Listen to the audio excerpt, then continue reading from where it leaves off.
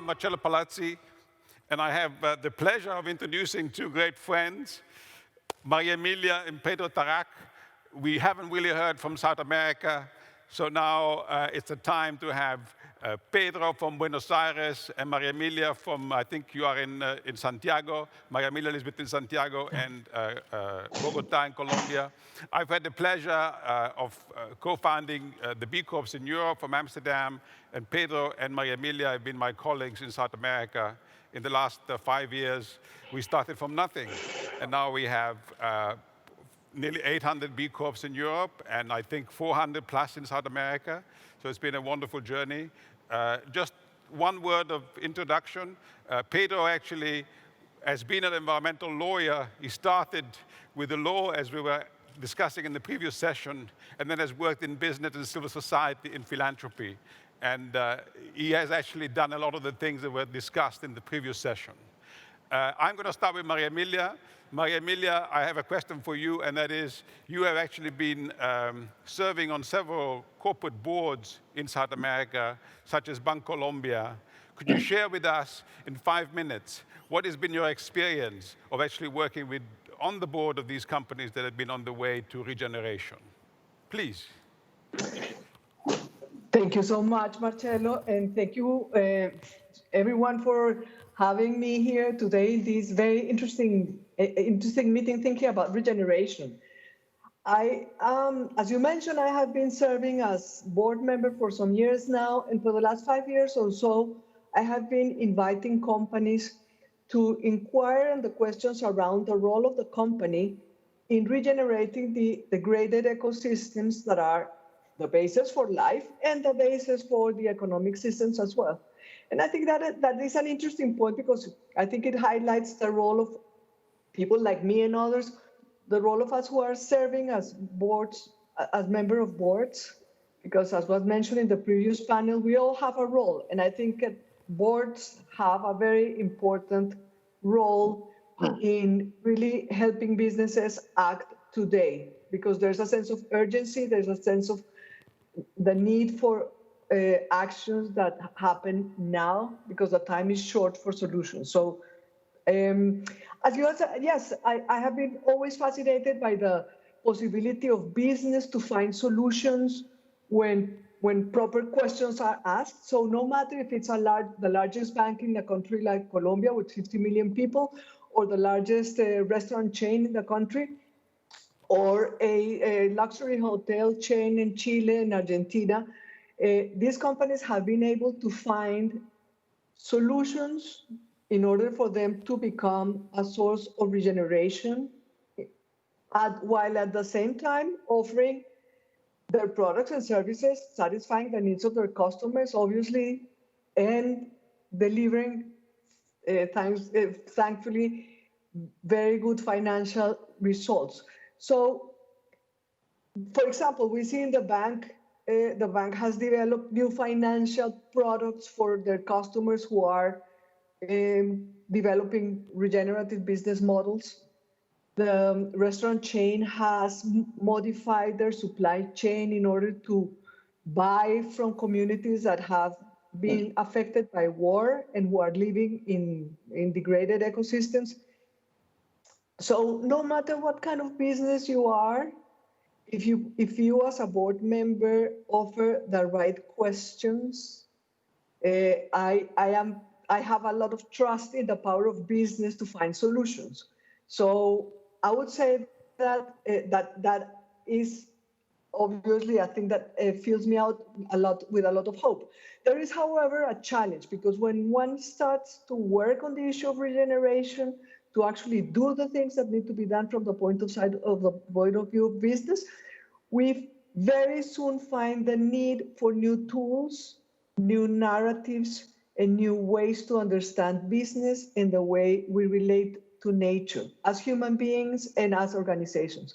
That's why I'm also very much involved in academia, because I think there is a big need for new research to give us a new understanding of our relationship with nature, a new understanding of businesses and organizations, but also there is a fascinating possibility to learn from nature, to learn to act as nature does, and to design solutions in the same way that nature designs solutions. For example, without designing waste, right? That is something that we can use in business and that has proven to be also a possibility of commercial success. So business is an actor that can take an existential threat like the one we are facing today in the world and turn it into a commercial opportunity that allows business to have positive impact globally using the market, which is a platform that allows us to reach every single corner around the world to deliver the solutions that we need today. Because today, it is not enough to do less harm. Today, we need to regenerate what has been damaged. And that is, obviously, there's an important role for governments and civil society, of course, but there is a fundamental role for business and a tremendous possibility and opportunity to do things from the side of business. Academia has a lot of knowledge to help that happen soon. And most of all, to teach the new leaders who are going to decide and lead businesses to be global citizens that understand how they can act to create economic growth at the same time that we regenerate the degraded ecosystems that need to be solved today. Fantastic, Maria Emilia, thank you. Let's switch to Pedro and then see if we can have at least one quick interaction. Pedro, question for you is, you've been also, like Maria Emilia, on some of these boards, but you've been an investor in also companies that maybe started quite small, 5, 6, 10 years ago, companies involved in regeneration. Now you have actually seen how they have grown, how some of them have become desirable to larger companies. What has been your experience of being an investor in regenerative businesses? Thank you very much, Marcello, and thank you for the organizers for having us in this panel. This is my identity, mate, and this is a package of ½ kilo of yerba mate produced in the South Atlantic in Brazil, Argentina, and in Brazil. It means at the same time 473 grams of CO2 sequestered from the atmosphere back to nature. But it also means that the company that is responsible for this production, Guayaki, has been responsible with all the other stakeholders for the regeneration of over 60,000 hectares, the size of Paris, in a time span of 20 years. Now, when we say that that's one of the results of Guayaki, we're saying that that's one of the holistic results of any investment in Guayaki. And another result, which is very crucial for holistically, is that over 1,200 families are already with living incomes, dignified incomes from the indigenous communities, the campesino communities of the 3 countries. And at the same time, you can see that the share value of investors, at least in my case, in 6 years, has increased unintendedly from my side 600%. Now, that's my experience in a company which has as a main purpose regeneration. And that's also one of my lessons. How do you decide that you want to invest in a company that has that purpose? In my case, I look into the standards that they are meeting. And of course, Guayaki is a B Corp, is one of the 20 founding B Corps. At the same time, it has organic certification, it has the fair trade certification, and recently the regenerative organic certification.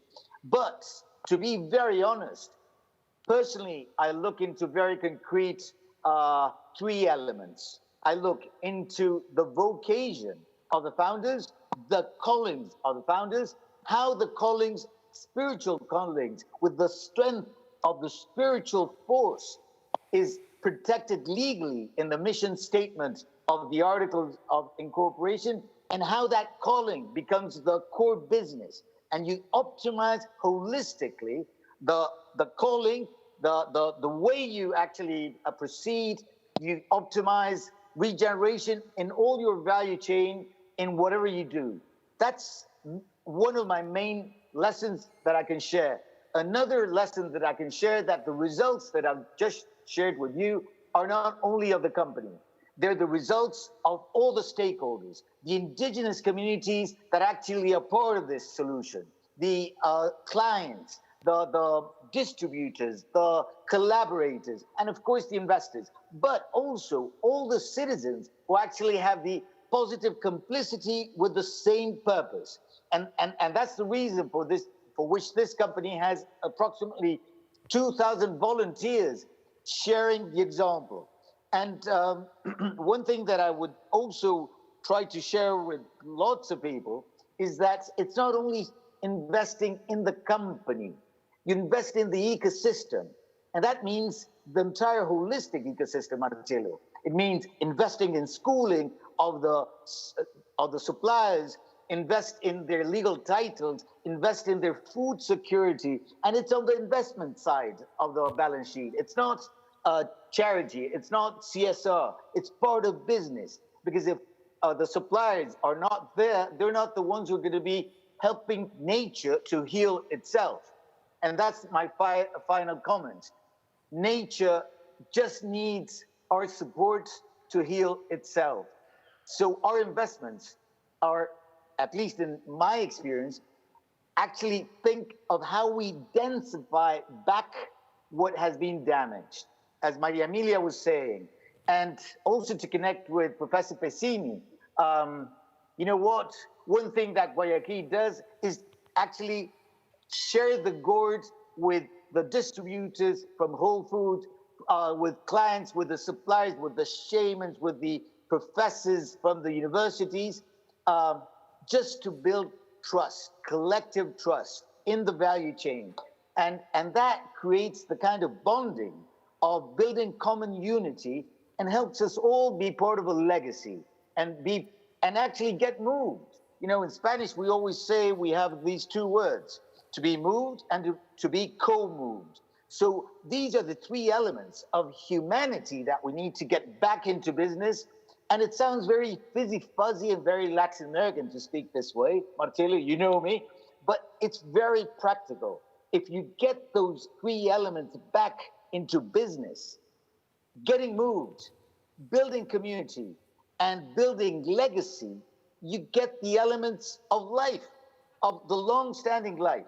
Fantastic. So basically, those are my messages, Marcello. Fantastic, Pedro. Thank you very much. And Maria Emilia, thank you very much. I think we are at the end of this wonderful day. I'm going to share with the audience here later on something about what you've done with cities.